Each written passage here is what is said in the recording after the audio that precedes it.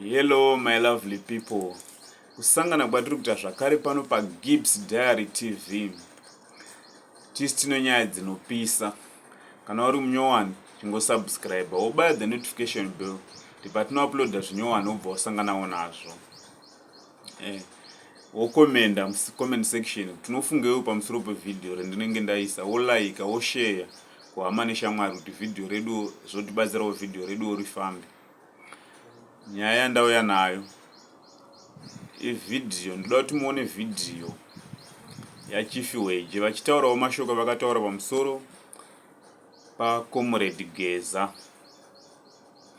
The next video futi muchaonawo seWikino Chivayo vachiitawo zvavanenge vachiita, vachiimbawo song yavo yavakaimba vachitsigirawo vaMunangagwa.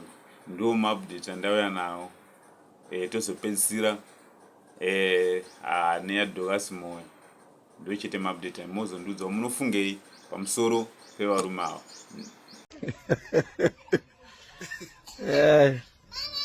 Nyika harisi bute wakomana kuti waimbondipawo ndimbofemba ndimbohotira noita sei. Wana uri kufungidzira kuti kwaigeza ane chaanoita mangwana uchiri wakasara straight. Vakarwa hondo vakanga vasiri mumba vachirwa vari mukuku vakabata foni vaite musango.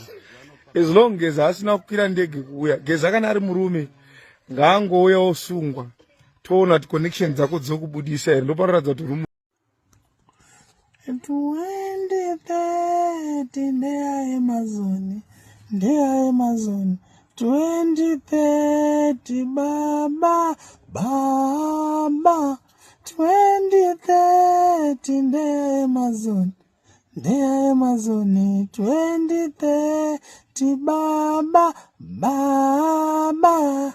kana mufamba muvataurira kuti 2030 baba ndeya Amazon 2030 ndeya Amazon 2030 baba Ranganai henyu asizvichakona taurai matare agamire